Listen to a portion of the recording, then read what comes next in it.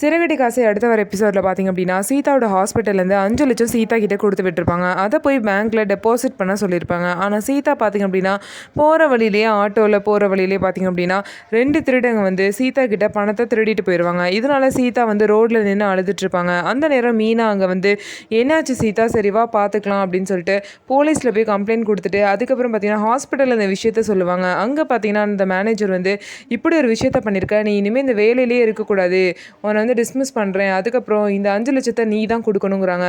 அதை எப்படி சார் அவள் பொறுப்பேற்றுக்க முடியும்? யாரோ ஒருத்தவங்க திருடிட்டு போயிட்டாங்க, அந்த யார் திருடினாங்களோ அதை கண்டுபிடிக்காமல் நீங்கள் இவளையே குறை சொல்லிட்டு இருக்கீங்கன்னு சொல்லிட்டு மீனா சீதாக்காக பேசுகிறாங்க. அதுக்கப்புறம் பார்த்தீங்கன்னா அருணும் வந்து பேசுகிறாங்க. இவன் மேலே என்ன சார் இருக்குது, ஆனால் இனிமேல் இந்த திருடங்களை கண்டுபிடிக்கிறது ரொம்ப கஷ்டம், கண்டுபிடிக்கவே முடியாதுன்னு அருண் சொல்கிறாங்க. ஆனால் கரெக்டாக முத்து பார்த்தீங்கன்னா அதெல்லாம் கண்டுபிடிச்சாச்சுன்னு சொல்லிட்டு கரெக்டாக மாதம் என்ட்ரி கொடுக்குறாரு.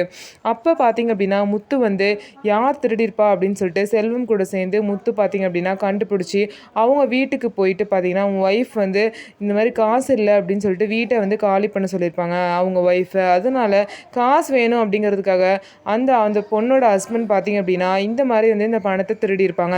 இந்த விஷயத்த முத்து கண்டுபிடிச்சிருவாரு. கண்டுபிடிச்சதுக்கப்புறம் பார்த்திங்கன்னா அந்த பணத்தை எடுத்துகிட்டு வந்து நல்லபடியாக பார்த்திங்க அப்படின்னா ஹாஸ்பிட்டலில் ஒப்படைச்சிருவார். இதனால் முத்துவும் மீனாவும் சேர்ந்து தான் பார்த்திங்க அப்படின்னா சீதாவை காப்பாற்றிருக்காங்க. அருண் இந்த விஷயத்தில் கூட ஒன்றுமே ட்ரை பண்ணாமல் திருடனை கண்டுபிடிக்க முடியாதுன்னு சொல்லிட்டாங்க. ஸோ இதுக்கப்புறமாவது சீதா வந்து முத்துவை புரிஞ்சுக்கிட்டு திருந்தி இருப்பாங்களான்னு சொல்லிட்டு வெயிட் பண்ணி பார்ப்போம். நம்ம வீடியோ உங்களுக்கு பிடிச்சிருந்தா நம்ம வீடியோவை லைக் பண்ணிக்கோங்க, மறக்காமல் நம்மளோட சேனலை சப்ஸ்கிரைப் பண்ணிவிட்டு பாருங்கள்.